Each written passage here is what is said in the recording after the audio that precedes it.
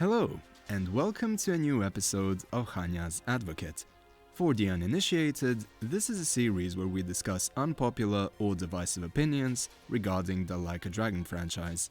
And if we're talking divisive, then the Kiwami games might as well serve as the quintessential poster boys for that term.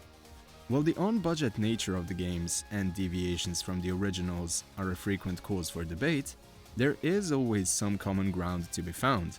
And in the case of these vastly different remakes, the thing that unifies them all is the premise of having something amazing in concept, but lacking in its execution.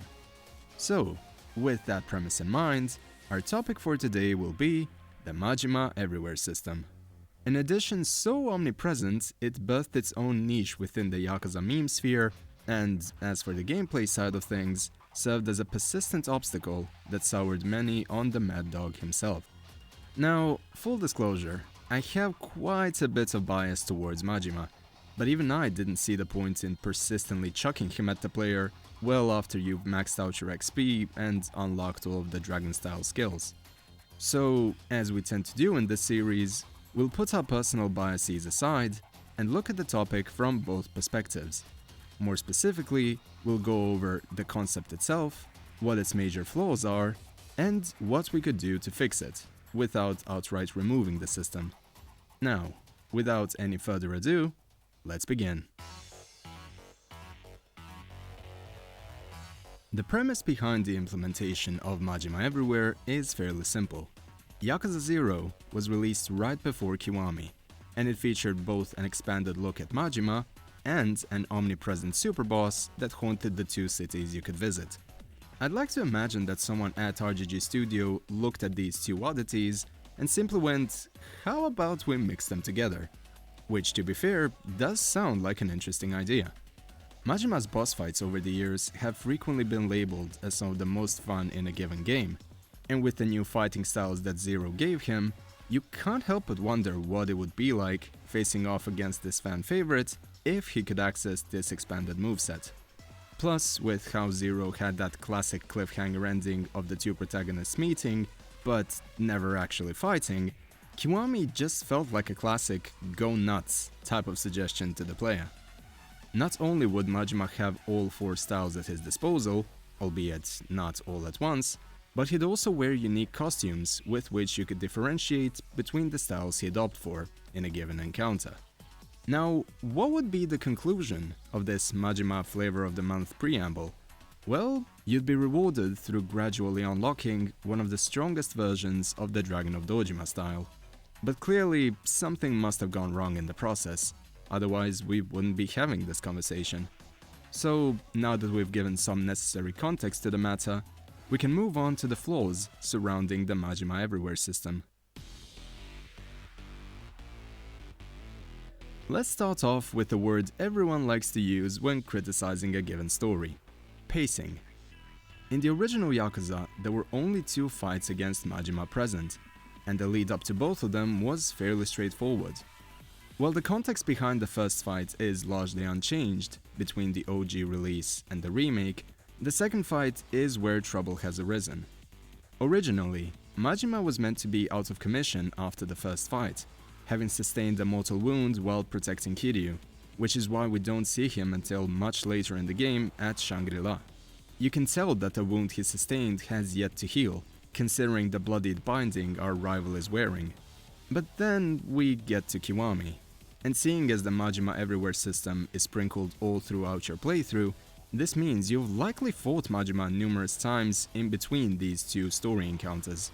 So, as a means of justifying his wound from the original game, and the stain leading into the second fight, we had the infamous fight at the docks, which resulted in Majima being shot, collapsing into the sea, and Kiryu uncharacteristically leaving him behind. Even back in 2005, before these two started palling around more frequently, Kiryu showed genuine respect towards Majima, so it's pretty clear why this scene could be seen as a sticking point with regards to cohesive characterization. Then there's the issue of the Everywhere system also lessening the impact behind the main fights. Getting to fight Majima is something to look forward to, cause despite him largely relying on a single moveset over the years, You'd usually have a unique setting, different QTEs, and dynamic intros you could look forward to down the line. Plus, while he was present in most of the Yakuza games, you'd only get to fight him a maximum of 2 times per entry, meaning that he would never overstay his welcome. Now, looking at Kiwami, and the fact that different versions of Majima littered the streets, with even some dedicated spawns with designated movesets, you'll inevitably reach a point where the fights themselves will start to lose their charm. Though this isn't to say that there haven't been attempts to keep the story fights interesting despite the Majima Everywhere system. For example, you will only start spawning Mad Dog Majima once you reach rank S in the system, and with the way it all functions, you will only get to reach this rank after chapter 10. Coincidentally, the 2 story fights against Majima are set in chapters 5 and 11 respectively, meaning that only the second fight would run the risk of feeling old hat with regards to that specific moveset.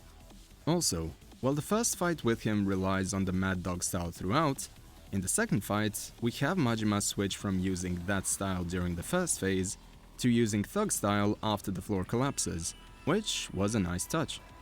Having said that, even with the slight diversity in movesets, the fatigue from clashing with him over and over again will still be present, either because you've actively grinded the Everywhere system to empower the Dragon style, or because Majima can still randomly spawn to fight you, even while you're actively trying to avoid him.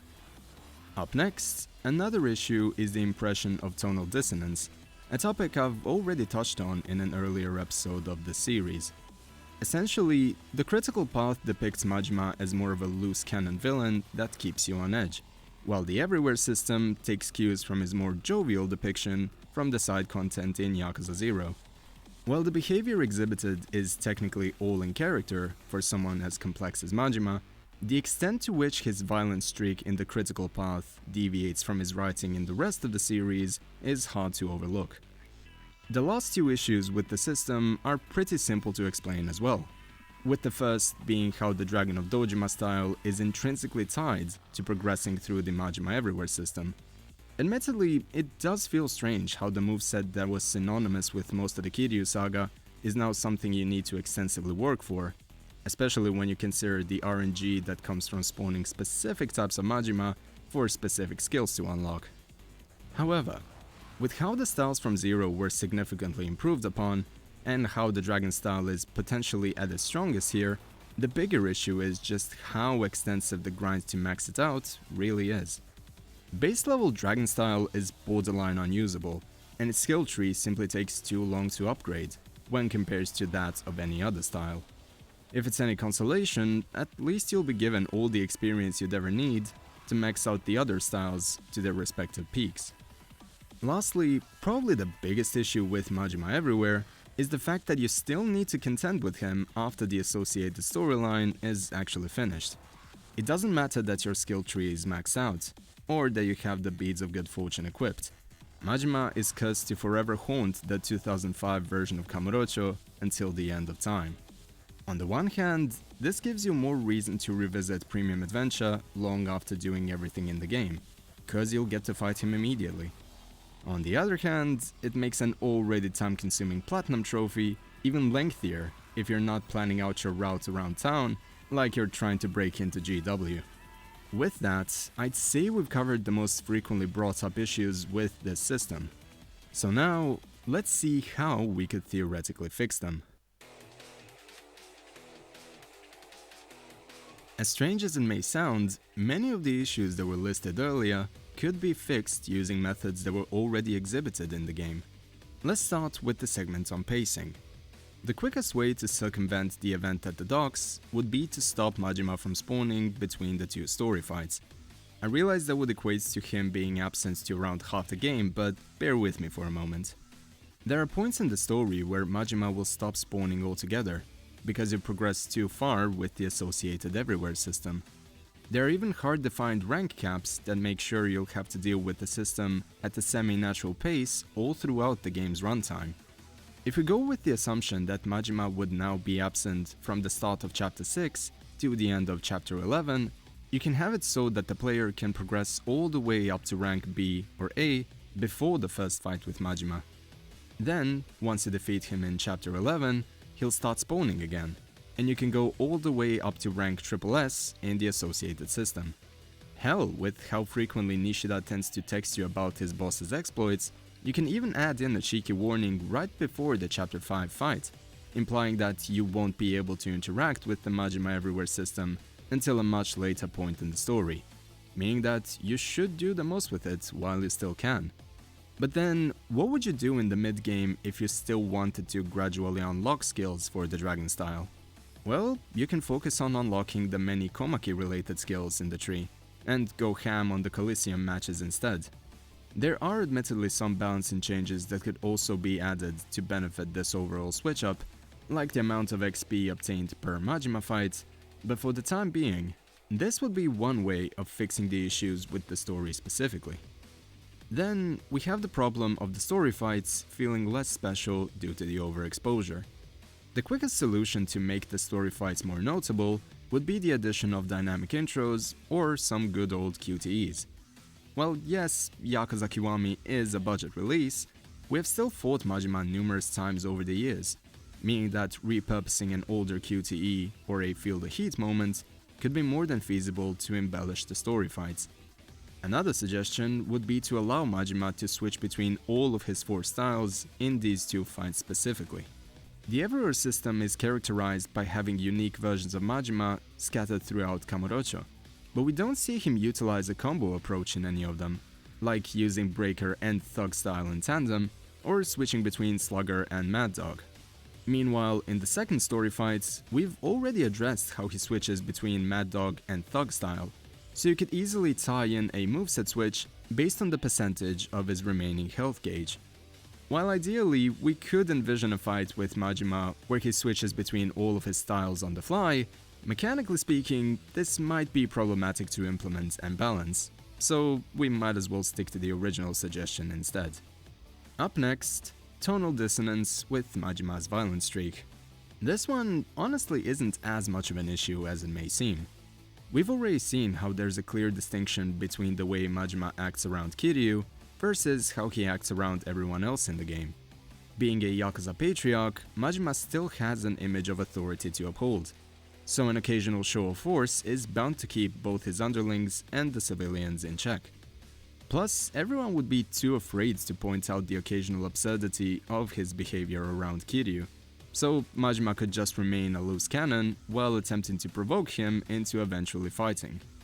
If we had to undo some of the absurdity behind the Majima Everywhere encounters, we could theoretically move some of the more chipper and friendly exchanges to take place after the second story encounter, cause at that point, our exchange with him ends on a more positive note, compared to the first fight. You could say he finally loosened up a bit thanks to our rematch, but even then, some level of dissonance would still be present.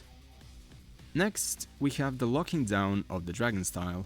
Again, this might sound controversial, but generally speaking, having to work for this style was a good call in retrospect.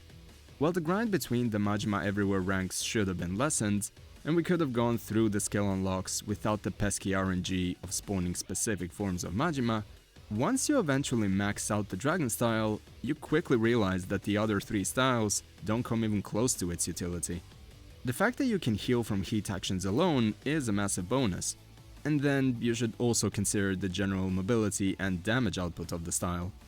Because of how well-rounded it is likely that many players would have defaulted to only using this style if it were readily available post the time skip, thus missing out on the many improvements that the styles from Zero received. Some people have argued how the non-dragon styles should have just been omitted, but with the frequency of Yakuza Kiwami being labeled as Yakuza 0 Lite, that omission could have been an even worse choice overall. Back to the topic at hand, all we'd really need to do to fix this would be to tweak the unlock requirements for the Dragon Tree to be less time consuming. That way, you could enjoy that style fully in Premium Adventure and New Game Plus, while still having ample time to experiment with the other styles during the majority of your first playthrough. And finally, in conclusion of this segment, we have the issue of Majima still spawning even after you complete the Majima Everywhere story. Now, obviously, the quickest solution would just be to stop him from spawning after the final fight at the batting cages, But that would result in a different issue. Let's say you return to Kiwami after some time away and want to revisit the multitude of Majima encounters, only to realize you'd need to reset everything to give it another shot. While the climax battles may have a whole segment dedicated to this system, each fight has specific stipulations around them, and a timer you'd need to abide by, which would limit your creative freedom while fighting Majima. So, what do? Well, after you're done with the final fight of the system, you can default Majima to his dormant state in the northeast of the map. Then, once you approach him, you could choose which kind of fight you'd want to have against him, or if he'd be wearing a special kind of costume during it. Yup, we're basically going down the Kurohyo/Dead Souls replay route by letting you fight Majima on your own terms whenever it pleases you. Alternatively, if that suggestion would be too much to implement, we could have Majima give you an item to turn off the encounters altogether when equipped. As I've said earlier, the Bees of Good Fortune won't completely remove the encounters against him, so having a specialized version of the item could help you further customize your experience while traversing Kiwami's version of Kamurocho. But at the end of the day, all of these are mere suggestions, and the purpose of this video wasn't to say that the system is awful, but more of a diamond in the rough. Personally, I do adore the system, and going back to it after some time away was really fun. But with how out of the box this series of videos tends to be, this made for a really fun subject to deconstruct and play devil's advocate for. I've tried my best to find the most frequently cited issues surrounding Majima Everywhere, but there may be points that I've missed, or there may be even better solutions to the issues that were mentioned. So, I'd like to hear what you think of this particular topic. Feel free to share your thoughts in the comments, and I hope today's video was an enjoyable one for you. Thank you for your time. So, until next time, take care of yourselves, and have a great day. Cheers!